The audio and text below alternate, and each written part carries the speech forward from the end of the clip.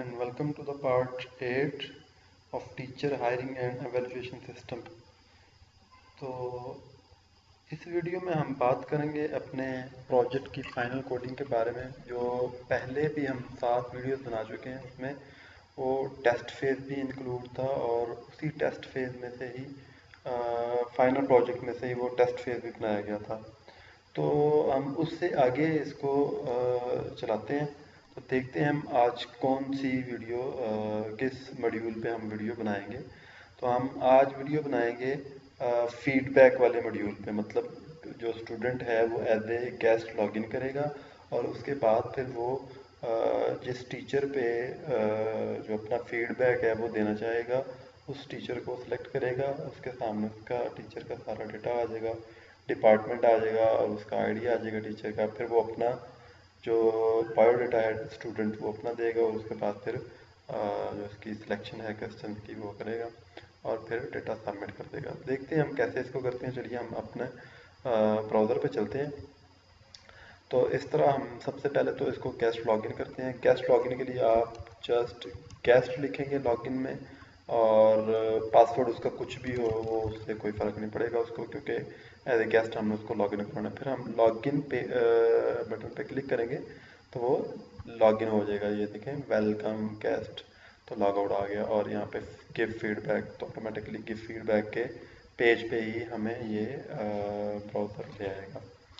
तो यहाँ पे आपने क्या करना होगा, जो गेस्ट होगा वो स्टूडेंट जो होगा वो एज ए गेस्ट लॉगिन हुआ होगा। तो स्टूडेंट क्या करेगा, यहाँ से जिस कोर्स पे उसने अपना फीडबैक देना है वो कोर्स यहाँ से सिलेक्ट करेगा। ठीक है, जो कोर्स सिलेक्ट करेगा उस कोर्स के अगेंस्ट जो टीचर का आईडी है वो भी आ जाएगा और उस कोर्स का जो डिपार्टमेंट है या जिस डिपार्टमेंट का कोर्स है जिस पे उसने फीडबैक देना है वो डिपार्टमेंट भी यहाँ पे जो हो जाएगा। और जिस तरह यहाँ पे एल्गोरिथम मैं चूज़ करता हूँ तो यहाँ पे 7 आईडी आ गया। अभी तक इन सिर्फ 2 ही कोर्सेज का जो है वो बायोडाटा डला हुआ है, इस वजह से बाकी अगर आप चूज़ करेंगे तो उनका जो टीचर आईडी और डिपार्टमेंट जो है ना वो आपको शो नहीं होगा। इसलिए नहीं शो होगा क्योंकि उनके टीचर ये सब्जेक्ट्स अभी तक किसी टीचर को जो है ना वो असाइन नहीं हुए। सिर्फ ये 2 पहले वाले जो हमारे कोर्सेज हैं ये टीचर को असाइन हुआ है। तो फॉर एग्जांपल मैं एल्गोरिथम का जो है वो फीडबैक देना चाहता हूँ, तो क्या करेंगे यहाँ पे मैं स्टूडेंट का नाम भी दे देता हूँ, रोल नंबर कुछ भी दे देते हैं और सेमेस्टर इसका 6th है। ठीक है जी। तो एल्गोरिथम जो है वो मेरे ख्याल में 4th में पढ़ते हैं, तो 4th सेमेस्टर में हम इसको दे देते हैं। तो ये हमें वो बता रहा है कि आप जो है ना सेमेस्टर जो है वो 1 to 4 सेलेक्ट 1 to 8 सेलेक्ट करें। तो मैं 4th कर दिया था तो जब उसने एरर दिया, तो अभी ये ठीक है। अब यहाँ पे ये वाले क्वेश्चन है, ये क्वेश्चन स्टूडेंट पढ़ेगा और इसकी रेटिंग की ये स्केल है। 1 अगर करेगा तो स्ट्रांगली डिसएग्री है, मतलब 5 में से उसको 1 मार्क मिलेंगे। तो अगर 5 करेगा तो वो स्ट्रांगली एग्री है। तो teacher is prepared for class, तो इसमें से जो भी स्टूडेंट सेलेक्ट करना चाहे वो सिलेक्ट करेगा। तो एक ही इसमें से ऑप्शन सेलेक्ट होगी क्योंकि ये रेडियो बटन है हमारे पास। तो इसी तरह सारे ही उसको सिलेक्ट करने ज़रूरी होंगे। तो यहाँ से वो सिलेक्ट कर लेगा जिसको उसने सिलेक्ट करना हो। ठीक है, तो इस तरह ये फीडबैक अपने टीचर के बारे में देगा। यहाँ पे वो कह रहा है you want to submit the feedback, तो इसको हम ओके करते हैं। तो उसने कहा जी फीडबैक सबमिटेड सक्सेसफुली, इसको हमने ओके कर दिया। अब हमने क्या करना है, अब लॉग आउट करते हैं इसको। ये गेस्ट जो है स्टूडेंट लॉग आउट करते हैं। अब हम देखते हैं कि इसका जो फीडबैक है वो कहाँ पे आया। तो हम लॉगिन करते हैं एज ए एडमिन और पासवर्ड ये इसका रखा हुआ है। अब रिजल्ट्स में देखते हैं, यहाँ पे हमारे पास जो कैंडिडेट 2 है उसका जो आईडी है, यहाँ पे ये इसका एरर आया है। तो ये एरर हम देखते हैं, ये एरर कहाँ पे आया है। ये एरर है input string was not in a correct format. तो हमारे पास जो इनपुट स्ट्रिंग है वो करेक्ट फॉर्मेट में नहीं है। इनपुट स्ट्रिंग कौन सी है हमारे पास, ये ऑब्टेन्ड जो इसका स्कोर है इसमें, क्योंकि अभी तक इस कैंडिडेट ने जो अपना टेस्ट ही नहीं दिया इसलिए। तो यहाँ पे रिपोर्ट्स में देखते हैं, रिपोर्ट्स में क्या है, रिपोर्ट्स भी कैंडिडेट की ही हैं। और जो खैर यहाँ पे हम इसको देखते हैं बाद में कि इसको हमने कहाँ से लेना है। वो वहाँ पे क्यूरी में जो है वो टीचर सेलेक्ट हुआ है इस वजह से। तो हम देखते हैं अब इसको अपने व्यू स्टूडियो में कि हमने इसको कैसे डिज़ाइन किया हुआ है और कैसे इसका कोड पीछे लिखा हुआ है हमने। तो अभी हम दोबारा देखते हैं इसको गेस्ट। तो ये इस तरह का फॉर्म हमने कैसे बनाया इसको हम देखते हैं। ये हमारे पास व्यू स्टूडियो का खुला हुआ है और ये इसका जो है हेडर है और इस हेडर के नीचे इसकी जो ये नेविगेशन बार है, ये सारी चीज़ें आपने उस पिछली वीडियोस में देखी हैं तो इनको हम रिपीट नहीं करेंगे। हम अपने फॉर्म पे आएंगे। तो ये हमने फॉर्म बनाया है। इस फॉर्म में क्या है, ये एक टेबल हमने डाला है, ठीक है जी। इस टेबल के अंदर हमने फिर ये एक ड्रॉप डाउन लिस्ट डाली है और उसके बाद ये टेक्स्ट बॉक्सेस हैं, ठीक है जी। ये टेक्स्ट बॉक्स जो है, ये दोनों टेक्स्ट बॉक्स जो आपको ग्रे कलर में नज़र आ रहे हैं, इनको हमने डिसेबल किया हुआ है। अगर आप इनकी प्रॉपर्टीज देखें तो इनको हमने क्या किया है, रीड ओनली ट्रू किया हुआ है। तो अगर इसको आप देखें, क्लिक करें तो ये रीड ओनली फॉल्स है, मतलब ये वाला जो है वो हम एडिट कर सकते हैं लेकिन इसमें हम एडिट नहीं कर सकते। इसको हमने इसलिए रीड ओनली किया क्योंकि हमने ये वाला हमारा जो कोर्स वाला ड्रॉप डाउन लिस्ट है उसके साथ हमने इन दोनों को अटैच करवाना है कि जो ही हम कोई कोर्स सेलेक्ट करें तो उसके अगेंस्ट टीचर का आईडी और डिपार्टमेंट उसका शो हो जाए। फिर उसके बाद हमने यहाँ पे देखें जी टेबल ही एक इंसर्ट किया और इस टेबल में ABCDEFGHIJK तक जो है ना हमने जितने भी क्वेश्चंस हमें दिए हुए थे वो क्वेश्चंस हमने यहाँ पे डाल दिए हैं और हर क्वेश्चन के अगेंस्ट हमने एक जो है रेडियो बटन लिस्ट डाल दी है। अब इस रेडियो बटन लिस्ट का हमने नाम या आईडी रखा हुआ है Q1, ठीक है जी।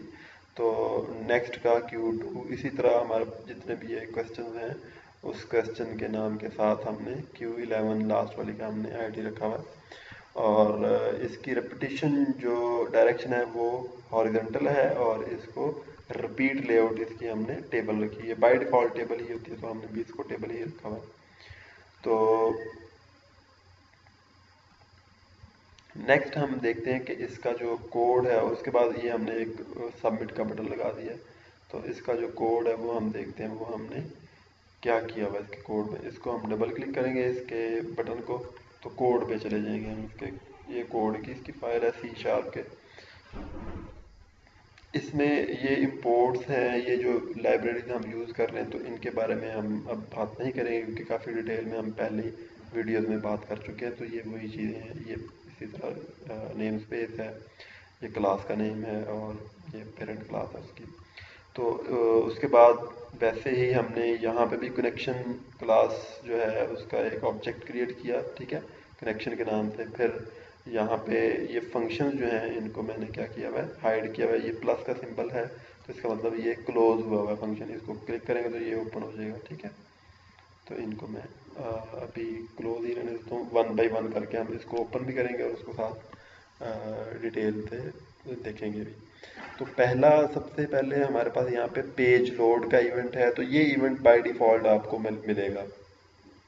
तो इस इवेंट के अंदर हमने एक इफ स्टेटमेंट यूज़ की है, if not is post back. मतलब अगर हमारा जो पेज है वो फर्स्ट टाइम लोड हो रहा है, मतलब उस वो जो ऑब्जेक्ट है या जो कोई कंट्रोल है उसको उसका इवेंट फायर किए बगैर ये हमारा पेज जो है वो लोड हो रहा है तो फिर ये फंक्शन कॉल होगा। ये फंक्शन कौन सा है, लोड सब्जेक्ट लिस्ट। तो सब्जेक्ट लिस्ट हमें सिर्फ एक ही दफ़ा लोड करवानी होती है जब हमारा पेज लोड होता है। इसलिए हमने इफ़ नॉट पोस्ट बैक का जो फंक्शन है, जो प्रॉपर्टी है, उसको यूज़ किया। तो हमारी जो फंक्शन है लोड सब्जेक्ट लिस्ट का वो फंक्शन कॉल होगा। तो अब हम देखते हैं लोड सब्जेक्ट लिस्ट के फंक्शन में क्या लिखा हुआ है हमने।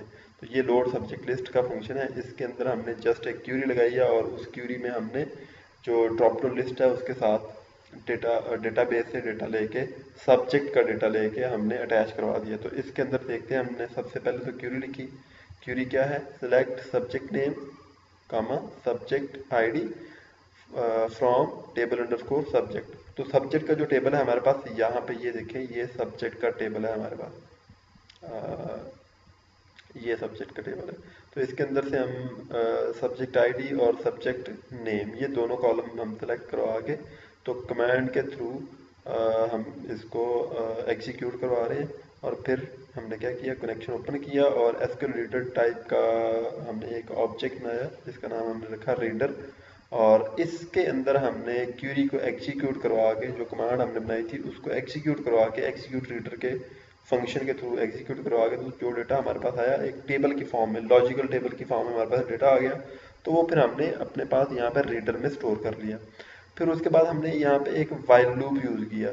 तो वाइल लूप ये करेगा कि जब तक इस रीडर के अंदर हमारे पास डेटा मौजूद होगा रीडिंग के लिए, ठीक है, जब तक इस रीडर के अंदर रोज मौजूद होंगी हमारे पास रीड करने के लिए, तब तक ये वाइल लूप चलेगा। और इस वाइल लूप में हमने क्या किया हुआ है, एक लिस्ट आइटम का ऑब्जेक्ट क्रिएट किया है जिसका नाम हमने रखा है आइटम। और इस आइटम को हमने दो चीज़ें पास करनी होती हैं, एक आइटम का नेम और दूसरा आइटम की वैल्यू। तो यहाँ पे हमने आइटम का जो टेक्स्ट है या जो आइटम का नेम है वो इसको पास कर दिया, और उस टेक्स्ट को हमने as a subject name use किया हुआ है, ठीक है। जो सब्जेक्ट नेम है वो हमें ड्रॉप डाउन लिस्ट के ऊपर शो होगा, लेकिन उसके बैकएंड पे जो वैल्यू होगी वो हमें एज ए सब्जेक्ट आईडी मिलेगी। और ये जो वैल्यू होती है ये यूज़र को नज़र नहीं आ रही होती, ये डेवलपर को पता होता है कि वैल्यू यहाँ पे क्या आ रही है। तो यूज़र को सिर्फ वो सब्जेक्ट का नेम ही नज़र आएगा। तो जब यूज़र सब्जेक्ट का नेम सेलेक्ट करेगा तो उसके अगेंस्ट जो वैल्यू होगी उसकी, वो काम करेगी, और उसके अकॉर्डिंग फिर हम अपना जो डेटा है वो सिलेक्ट करवाएंगे, जो उसका डिपार्टमेंट आईडी है वो सिलेक्ट करवाएंगे, और उसके बाद उसका जो टीचर आईडी है या जो उसका यूज़र आईडी है वो भी सिलेक्ट करवाएंगे। फिर उसके बाद हमने ये जो लिस्ट आइटम का ऑब्जेक्ट हमने क्रिएट किया, इसको हमने पास कर दिया एज ए आइटम ऐड करने के फंक्शन के तौर पे। किसको? ड्रॉप डाउन लिस्ट जो हमारी है, सब्जेक्ट की जो ड्रॉप डाउन लिस्ट है उसको एज ए आइटम ऐड करने के लिए हमने इसको पास कर दिया। यहाँ पे देखें, drop down list underscore course की जो ड्रॉप डाउन लिस्ट है उसकी आइटम्स डॉट ऐड करें, और आइटम कौन सी होगी, ये जो आइटम का ऑब्जेक्ट हमने क्रिएट किया था वो एज ए हम पैरामीटर इसको ऐड के फंक्शन को पास कर देंगे। फिर नेक्स्ट हमारे पास जो है drop down list dot course underscore, और फिर डॉट डेटा बाइंड, और उसके बाद हम इसको बाइंड करवा देंगे ताकि हमारा जो लिस्ट व्यू है, जो हमारी लिस्ट है सब्जेक्ट की, वो हमें प्रॉपरली नज़र आए और वो बाइंड हो लिस्ट व्यू के साथ आइटम। फिर हमने कनेक्शन को क्लोज करवा दिया। तो यहाँ पे ये फंक्शन जो हमारा था ये यहाँ पे हमने कॉल किया, तो इस तरह ये फंक्शन हमारा काम कर रहा है। फिर उसके बाद हम देखते हैं कि हमारे पास जो सबमिट का बटन है वो क्या कर रहा है। ये देखें, सब button underscore submit underscore click. जब हम क्लिक करते हैं सबमिट के बटन पे, तो यहाँ पे देखें ये इंसर्ट डेटा का जो फंक्शन है ये कॉल होता है। तो इंसर्ट डेटा का जो फंक्शन है वो यहाँ पे आपको नज़र आ रहा है। तो इससे भी पहले हम यहाँ पे जो हमारा ड्रॉप डाउन लिस्ट है उसको जब हम सेलेक्ट करते हैं, जब हम उसको कोई आइटम चेंज करते हैं, जिस तरह आप यहाँ पे देखें ज़रा, मैं इस ड्रॉप डाउन लिस्ट को सिलेक्ट करता हूँ और यहाँ मैं डेटा स्ट्रक्चर को सिलेक्ट किया, तो उसके अकॉर्डिंग यहाँ पे टीचर आईडी, उस डेटा स्ट्रक्चर का टीचर आईडी भी आ गया और उसका डिपार्टमेंट भी आ गया। मतलब डेटा स्ट्रक्चर जो टीचर पढ़ाता है उसका आईडी आ गया, और ये डेटा स्ट्रक्चर जिस डिपार्टमेंट का कोर्स है वो डिपार्टमेंट का नेम भी आ गया। तो आप यहाँ पे टीचर का नेम भी शो करवा सकते हैं टीचर आईडी की बजाय। तो उसके लिए हमें इसको एक और टेबल के साथ ज्वाइन करना पड़ता, तो इसलिए हमने टीचर का नेम शो ही नहीं करवाया, सिर्फ उसका आईडी रहने दिया। तो यहाँ पे मैं एल्गोरिथम सिलेक्ट करूँगा तो इसका देखें टीचर आईडी जो है वो चेंज हो गया, और इसका कोर्स का जो डिपार्टमेंट है वो वही है, इसलिए ये चेंज नहीं हुआ।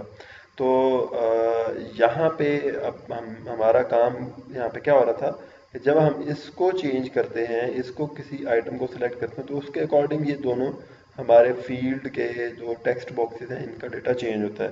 तो ये जो जब हम इसको चेंज करते हैं तो हमारे पास जो इवेंट है टेक्स्ट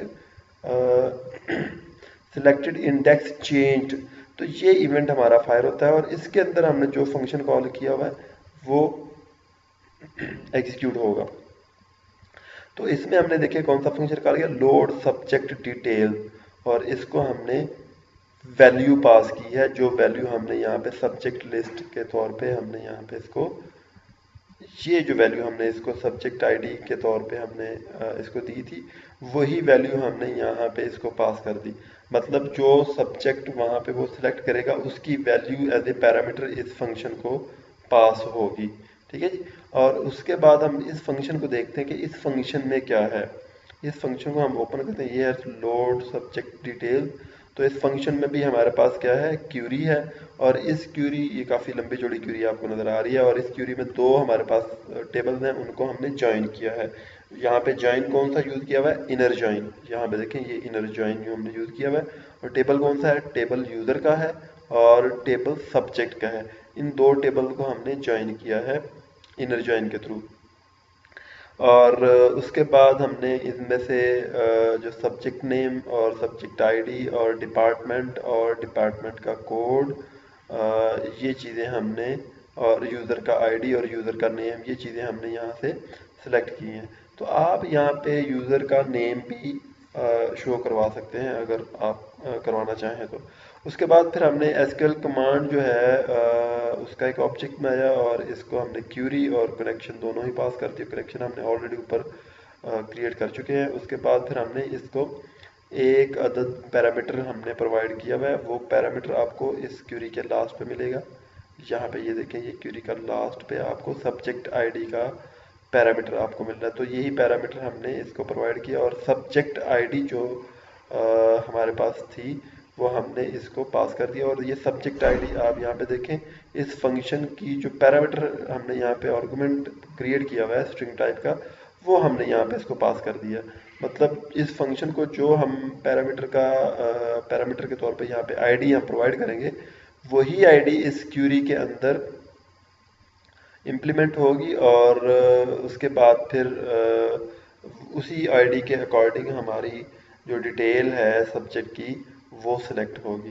तो फिर नेक्स्ट क्या हमने किया, कनेक्शन को ओपन किया। उसी तरह ही हमने ये इस पे भी सारा काम करना है। फिर हमने एसक्यूएल डेटा रीडर उसी तरह जिस तरह हमने पहले पिछले फंक्शन में एसक्यूएल रीडर का एक ऑब्जेक्ट क्रिएट किया, यहाँ पे हमने क्रिएट किया उसको। और फिर हमने वहाँ पे हमने वाइल लूप यूज़ किया हुआ था, और यहाँ पे हमने इफ स्टेटमेंट यूज़ की है। आप इफ स्टेटमेंट वहाँ पे यूज़ करेंगे जहाँ पे आपको सिंगल एंट्री रिक्वायर्ड हो, सिंगल रिजल्ट आपको रिक्वायर्ड हो सिंगल रो का। जब आपको सारी रोज सिलेक्ट करवानी हो, सारी रोज आपको देखनी हो, तो फिर आप वाइल लूप यूज़ करेंगे या फार लूप यूज़ करेंगे। तो सबसे ज़्यादा वाइल लूप होता है आसान, तो हम वाइल लूप यूज़ करते हैं। तो यहाँ पे हमने क्योंकि सिंगल एंट्री या सिंगल रो हमें चाहिए थी, इसलिए हमने यहाँ पे इफ स्टेटमेंट यूज़ की, और इसको हमने कहा कि इफ रीडर डॉट रीड, अगर रीड करने के लिए हमारे पास रीडर के अंदर कुछ डेटा है तो फिर ये रीड करेगा। क्या चीज़ रीड करेगा, text box underscore ID dot text. तो जो आईडी वाला टेक्स्ट बॉक्स है, यहाँ पे हमारे पास जो टेक्स्ट बॉक्स है ये वाला देखें, ये टीचर आईडी का जो हमारे पास टेक्स्ट बॉक्स है, ये हमें देखें टेक्स्ट बॉक्स अंडरस्कोर आईडी। तो इस टेक्स्ट बॉक्स के अंदर जो डेटा वो शो करवाएगा वो यूज़र का आईडी शो करवाएगा। कहाँ से लेके, इस डेटाबेस से लेके। और इसी तरह डिपार्टमेंट का जो टेक्स्ट बॉक्स है, इसके अंदर वो डिपार्टमेंट का नेम शो करवाएगा इस डेटाबेस से लेके। और अगर तो रीडर के अंदर कुछ भी नहीं है रीड करने के लिए, तो फिर क्या करेगा, फिर इन दोनों टेक्स्ट बॉक्सेस को नल असाइन कर देगा, मतलब उनको एम्प्टी करवा देगा। तो उसके बाद फिर हमने इसका कनेक्शन जो है वो क्लोज कर दिया। तो इस तरह हमारे पास जो सब्जेक्ट्स की डिटेल है वो भी लोड हो रही है, और वो लोड हो रही है हमारे पास इस ड्रॉप डाउन लिस्ट का जो सिलेक्टेड इंडेक्स चेंज का इवेंट है, वो फायर होने से हमारे पास ये डिटेल इसकी लोड हो रही है। उसके बाद आप जब बटन को क्लिक करते हैं तो ये इंसर्ट डेटा का फंक्शन कॉल होता है। तो इंसर्ट डेटा का फंक्शन हमने ये यहाँ पे बनाया हुआ है। अब इस फंक्शन को हम देखते हैं कि इसमें हमने क्या किया। इसमें भी हमने सिंपली एक क्यूरी लगाई हुई है। क्यूरी क्या है, वो इंसर्ट की क्यूरी है, insert into table underscore feedback. तो ये फीडबैक का टेबल है हमारे पास, ये देखें टेबल अंडरस्कोर फीडबैक। और इस टेबल के अंदर हमने अपने टीचर के बारे में जो फीडबैक स्टूडेंट ने दिया है वो हमने इंसर्ट करवाना है। तो उसके लिए यहाँ पे हमने टेबल का नेम दिया, फिर उसके बाद कॉलम्स के नेम है, और उन कॉलम्स के अगेंस्ट फिर वैल्यूज़ हैं, जो वैल्यूज़ हमने उस कॉलम में डालनी है।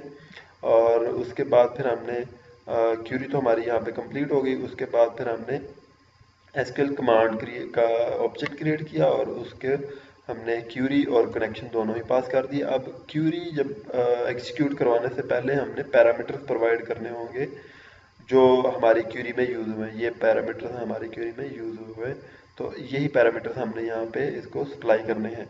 तो उसके लिए हम क्या करते हैं, यही command dot parameters dot add with value, ये ऐड विद वैल्यू का हम फंक्शन यूज़ करते हैं। कमांड क्या है, कमांड जो हमने यहाँ पे ये कमांड बनाई है, और इसके पैरामीटर्स के तौर पे हमने वैल्यू के साथ ऐड करना है किसको, पैरामीटर को।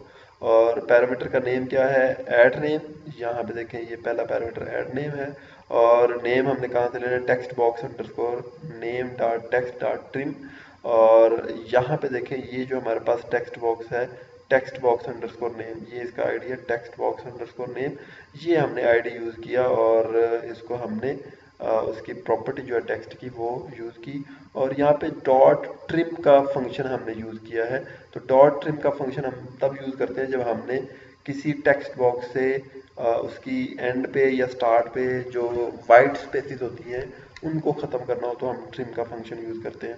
तो यहाँ पे भी ट्रिम का जो फंक्शन है, हम जो नाम एंटर करेंगे टेक्स्ट बॉक्स में यूज़र, तो उसमें हो सकता है वो एंड पे स्पेस भी डाल दे या स्टार्ट पे स्पेस डाल दे नाम के। तो अगर वो उसने स्पेस डाली होगी तो वो स्पेस जो है वो ट्रिम हो जाएगी, वो स्पेस मीन ख़त्म हो जाएगी। तो इसी तरह रोल नंबर भी डालेगा, डिपार्टमेंट और जो सेमेस्टर है वो भी डालेगा। और फिर उसके बाद जो कोर्स का आईडी है वो हम लेंगे, और कोर्स का आईडी हम लेंगे इस कोर्स वाली ड्रॉप डाउन लिस्ट से। और उसके बाद क्वेश्चन 1 2 3 अप टू क्वेश्चन 11 उनकी जो सिलेक्टेड वैल्यू होगी, देखिए यहाँ पे हमने सिलेक्टेड वैल्यू की ऑप्शन यूज़ किया, जो सिलेक्टेड वैल्यू होगी वो वैल्यू वहाँ पे हमें मिलेगी। और उसके बाद डेट का जो हमारे पास प्रॉपर्टी है डेट टाइम की, और उसको हमने टुडे की डेट टाइम जो है वो ली है, जो करंट आज की डेट या टाइम होगा। टुडे वाला जो प्रॉपर्टी है वो सिर्फ हमें डेट देती है, अगर हम नाउ की प्रॉपर्टी यूज़ करेंगे तो वो हमें डेट और टाइम दोनों देगी। तो यहाँ पे हमें सिर्फ डेट मिलनी चाहिए, तो हमारे पास यहाँ पे टुडे के प्रॉपर्टी के थ्रू डेट मिल जाएगी। और उसके बाद फिर हमने कनेक्शन को ओपन किया। उसके बाद फिर हमने एक जो है वो वेरिएबल क्रिएट किया जिसका नाम हमने रखा रोज इंसर्टेड। और इस वेरिएबल को हमने रिजल्ट पास करना है किसका, या रिजल्ट असाइन करवाना है किसका, जो हमने क्यूरी एग्जीक्यूट करवानी है उसका। फॉर एग्जांपल हमने क्यूरी एग्जीक्यूट करवाई एग्जीक्यूट नॉन क्यूरी फंक्शन के थ्रू, और उसने हमें 1 रिटर्न किया। क्यों, क्योंकि उसने एक रो जो है वो इंसर्ट की, जितनी रोज इंसर्ट करेगा वो उतना ही जो वैल्यू है वो रिटर्न करेगा हमें। तो उस वैल्यू को हमने लेके तो रोज इंसर्टेड वाले वेरिएबल में स्टोर करवा रहे हैं। और ये रोज इंसर्टेड वाला जो वेरिएबल है इसकी टाइप इंटीजर है, ठीक है। अब फिर हमने क्या किया, अब हमने इसको टेस्ट किया कि वाकई कोई रो इंसर्ट हुई है कि नहीं। अगर कोई रो इंसर्ट हुई है तो इसमें ग्रेटर देन 0 कोई डिजिट स्टोर हुआ होगा। तो हमने यहाँ पे इसको चेक कर लिया, if rows inserted greater than 0, तो अगर तो ये 0 से ज़्यादा है इसकी वैल्यू, तो फिर क्या करें, फिर हमने ये मैसेज शो करवा दें कि data feedback data submitted successfully. तो ये जो स्क्रिप्ट का टैग है ये हम जावा स्क्रिप्ट को रन करवाने के लिए यूज़ करते हैं। तो रिस्पॉन्स डॉट राइट का जो फंक्शन है ये हम HTML का कोड राइट करने के लिए यूज़ करते हैं। तो जाहिर है हम जब जावास्क्रिप्ट रन करेंगे तो हम HTML के अंदर ही रन करेंगे, इसलिए हमने रिस्पॉन्स डॉट राइट के फंक्शन के अंदर ये स्क्रिप्ट का टैग जो है वो यूज़ किया। और उसको अलर्ट हमने जो मैसेज है वो पास करवाया है और उसके बाद फिर हमने कनेक्शन को क्लोज कर दिया। तो ये इतने इसके 3-4 फंक्शन हैं, 3 फंक्शन हैं जो हमने यहाँ पे बनाए हैं और इस तरह हमारा डेटा जो है वो यूज़ हो रहा है और हम फीडबैक का जो डेटा है वो डेटाबेस में सबमिट करवा रहे हैं। तो आई थिंक आपको समझ आ गई होगी। तो नेक्स्ट वीडियो में फिर हम इंशाल्लाह मिलेंगे, तब तक अल्लाह हाफिज़।